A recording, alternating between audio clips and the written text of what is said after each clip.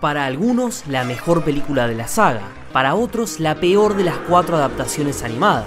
¿Por qué Resident Evil Death Island genera estas reacciones tan dispares? Bueno, eso depende de cómo la veas. Death Island es una película claramente hecha para los fans. Con esto me refiero a que tenemos fanservice a cagarse. Sin embargo, si la analizamos solo por su calidad como película independientemente de otros factores como la nostalgia, podemos notar algunas cosas interesantes comenzando por el ritmo. Todo sucede mucho más rápido que en anteriores películas. En The Generation o Damnation, a pesar de presentar personajes descartables destinados a morir y jugársela poco a la hora de armar una historia trascendente, estas películas tenían una estructura más convencional. Se tomaban el tiempo para desarrollar su propia trama y explicar el contexto antes de pasar al nudo de la historia. Todas estas películas respetan una regla y es que, salvando algún que otro detalle, todas son autoconclusivas. Ninguna es particularmente trascendente si hablamos del argumento, puesto que, como sabrán, se trata de productos transmedia, que sirven más que nada para complementar y diversificar la saga hacia otros formatos, todo con el objetivo de dar a conocer la saga a otros sectores del entretenimiento. Pero que en Death Island todo pase muy rápido, ¿es algo malo? En lo personal considero que no, pues al ser intrínsecamente un producto destinado al fanservice, me parece bien que el conflicto se desate rápido porque implica que la producción tiene menos relleno de por medio. O dicho de otra manera, podemos disfrutar de más escenas donde vemos a los personajes en acción.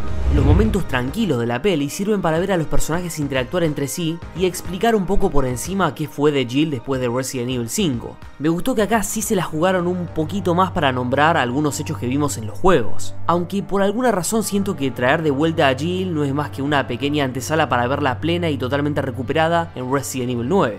Más adelante les diré por qué. Por lo pronto se dice que Jill carga con la culpa de haber participado involuntariamente en los planes de Wesker, donde sobra decir que murió mucha gente inocente. El rumbo del guión destaca estos dilemas personales que aún rondan por su cabeza, pues retoma su papel después de una extensa rehabilitación. Esta reclusión le generó varias disyuntivas personales, pero a la hora de la verdad sigue demostrando por qué es la protagonista con mayor determinación de la saga, ya que a pesar de los estímulos externos, su mismo instinto y elocuencia le indican cuándo debe actuar con cautela y cuándo no. Después no tenemos mucho más, realmente Chris no logra hacerla sentir mejor con sus problemas porque no es muy bueno con las palabras, aunque sí me gustó su reflexión de destruir es fácil, mientras que lo difícil es hacer lo correcto sin importar qué. Oh, fuck off, grasshopper. Sin embargo, no todo es bueno al generar una dinámica tan frenética. Dejando de lado todo lo que estuvimos hablando, uno de los inconvenientes de la película es que prácticamente no se presentan enigmas, o más bien, no se presenta ninguno particularmente interesante. Lo más cercano es la motivación del villano y el virus que pretende utilizar para destruir el mundo, pero ninguna de las dos es lo suficientemente contundente o profunda. Comencemos por la primera. Lo que desata la venganza de Dylan es que, por órdenes de Umbrella, tuvo que matar a su amigo en Raccoon City, y desde ese momento quiere combatir la concentración de poder en el mundo. Sin embargo, esto se muestra en la primera escena de la película, y desde ese momento ya podemos intuir por dónde van los tiros. Por otro lado, tampoco se entiende por qué esperó 17 años para concretar su plan maestro, y si bien sus intenciones implican, entre otras cosas, reiniciar el mundo para terminar con la corrupción y la concentración de poder en las élites, sí que resulta trillado el argumento de por X cosa que me pasó, quiero mandar el mundo al carajo. Eso muy aparte de que no veo cómo infectar a la mayoría de humanos y seres vivos en general puede llegar a reiniciar el mundo para bien. Más que la salvación sería un completo caos, porque a la larga la esparción del virus erradicaría a muchas otras especies. Es parecido a lo que pretendía Wesker, pero en ese caso tenía un poco más de sentido, puesto que lo que buscaba era forzar la evolución humana mediante un virus. Acá simplemente quieren decidir quién vive y quién no de manera arbitraria. ¿O acaso cómo iban a dirimir a quién infectar y a quién no? Es algo completamente arbitrario. Además, si ese era su propósito, ¿para qué invertir tanto en armamento y armas biológicas? Solo bastaba con esparcir el virus y listo. De esa manera hubieran infectado a la mayoría de las personas como pasaba en Vendetta. María, quien se une a Dylan para buscar revancha contra Leon, tampoco consigue adueñarse del papel antagónico. Al ser un personaje del que no se sabe mucho, una manera interesante de darle relevancia hubiera sido que termine traicionando a Dylan y ser ella la verdadera villana de la historia, en lugar de una secuaz. Así no solo reforzarían la continuidad con Vendetta, sino que darían un golpe inesperado para la audiencia.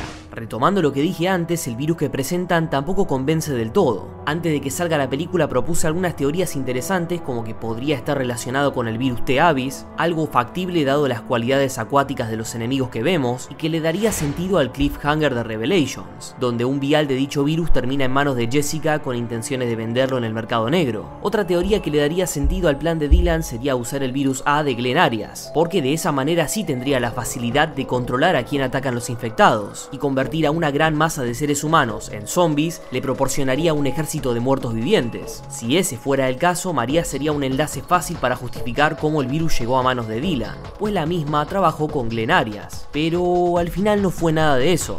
Explican por encima que fue simplemente una cepa nueva del virus T y poco más. Todo por eso que tienen estas películas de no querer tocar ningún punto sensible de la trama, para de esta forma no interferir con ningún juego. El lado positivo es que si te pinta mirar cualquiera de estas películas, no necesitas saber mucho sobre la historia de la saga para entender la trama, pero a la par de lo ya mencionado, también puede resultar vacía o tibia al momento de traer a colación los recursos necesarios para matizar las características de las adaptaciones con los juegos. En pocos términos, ofrecen una trama efímera que se resuelve rápido y no aporta mucho al canon. Hablando con total franqueza, lo que te incita a seguir mirando es la reunión tan icónica de personajes. En esta dirección, sus interacciones me parecieron bastante naturales, y a pesar de que esta vez Jill es el centro de atención, los demás no quedan necesariamente relegados. De hecho, el tiempo que cada uno tiene en pantalla me parece bien distribuido. Claire tiene más escenas importantes que en la última miniserie, y Rebecca, si bien no aparece tanto como los otros cuatro, es comprensible porque se dedica principalmente a la ciencia. Fue como la evolución natural de su personaje luego de Raccoon City. De lo poco que rescato del villano son algunas de sus declaraciones, pues dice algo importante de cara al futuro de la saga, y es que los protagonistas no contribuyen a terminar con el bioterrorismo porque en realidad están a la orden de un sistema que ya de por sí es corrupto. Y ahí viene justamente el dilema: cómo combatir el bioterrorismo dentro de un sistema corrupto, y que funciona como todo por intereses políticos y económicos. Es como remar en dulce de leche. Sobre esto también se podía profundizar un poco más e incluso dejar un final abierto donde Chris, a raíz de los dichos de Dylan, comience a sospechar sobre la BSAA, o también dejarla picando con una escena final donde le informen que deberá trabajar con Blue Umbrella, despertando así la sospecha de Chris. Sé que todo esto surge un poco más adelante en la trama y se explica en el informe de los Baker, pero eso se soluciona adelantando un poco la fecha donde transcurre la película. De esta forma podrían empatar las fechas para darle coherencia. Después, en lo visual es impecable. Me gusta cómo aprovechan los elementos que mejor relucen, como el cuero, para así darle un toque de realismo. Capcom le pidió explícitamente a los guionistas que Jill se vea joven. Para esto inventaron que el envejecimiento de Jill se ve ralentizado por la infección del virus T que tuvo hace 17 años. Ante esto, el guionista declaró que, según intuye, están planeando algo con ella, en referencia a que podría volver en algún juego o película posterior. Aún así, queda sin explicarse por qué Claire es exactamente igual hace 9 años en la miniserie, y Rebecca incluso se ve más joven que en Resident Evil 0, cuando tenía 18 años. Se pueden rebuscar mil razones, pero lo más lógico es que Capcom tuvo bastante paja y simplemente recicló los modelos tal cual, sin hacerles muchas modificaciones. Esto aparte de que no garpa mucho ver a los protagonistas envejecer,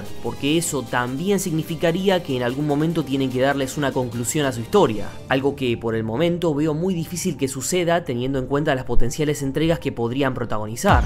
Por último, la música es un punto favorable, me gusta la intensidad que carga, pero no se aprovecha tanto teniendo en cuenta los puntos que fuimos sacando. Había recursos fáciles para mejorar la trama, no hacía falta rebuscar mucho, tenían todo para crear una historia atrapante y hasta dejar un final abierto de cara a nuevos juegos o películas, pero en ese aspecto se queda a medio camino. De todas formas, se entiende la intención de buscar entretener sin aportar mucho más. Por eso y por todo lo que comentamos, no creo que sea meritorio sobreanalizarla. Es una película para apagar el cerebro y ver cómo los personajes de toda la vida destruyen al mal una vez más, aunque ese enfoque tan conformista, por definirlo de alguna manera, no quita que pudo ser mucho mejor si hubieran concebido la película con un poco más de meticulosidad, a cargo de personas que tengan mayor entendimiento de cómo cuadrar eventos y personajes de los juegos para estimular un poco más el argumento de la película, y que de esta manera resulte un tanto más interesante, porque al fin y al cabo el problema que presentan termina siendo intrascendente. Todos sabemos desde el principio que los personajes, y más estos 4 monstruos, van a terminar con la amenaza en un abrir y cerrar de ojos. Aún así, para delimitar las cosas, aclaro que estas películas animadas, con defectos y todo, siguen siendo mucho mejores que las adaptaciones live action desde el momento que respetan la personalidad y apariencia de los protagonistas. Encima, ahora se rumorea que quieren sacar otra más. ¿Por qué no te vas a la concha a tu madre? Es momento que den su opinión. Si les gustó el video pueden ponerle like y todo lo que ustedes ya saben para seguir apoyando el canal, suscribirse, activar la campana, seguirnos en redes sociales y mucho más. Esto fue todo por el video de hoy. Sé que no saqué el video antes, les pido una disculpa, pero bueno, recién pude verla hace cosa de una semana porque acá Argentina no llegó a cines ni de casualidad. Seguramente los seguidores de México que fueron más afortunados, les mando un abrazo, muchos la habrán visto hace como ya un mes. Pero en fin, quería compartir mi punto de vista dejando en claro que a pesar de que es una película hecha para divertir y poco más, eso no quita que pudieron haber mejorado sustancialmente la trama. Les repito, si les gustó el video su apoyo es más que bienvenido y en serio me sirve una banda para seguir creando contenido. Gracias por llegar hasta el final, yo me despido y nos vemos en el próximo video. Un saludo, gente.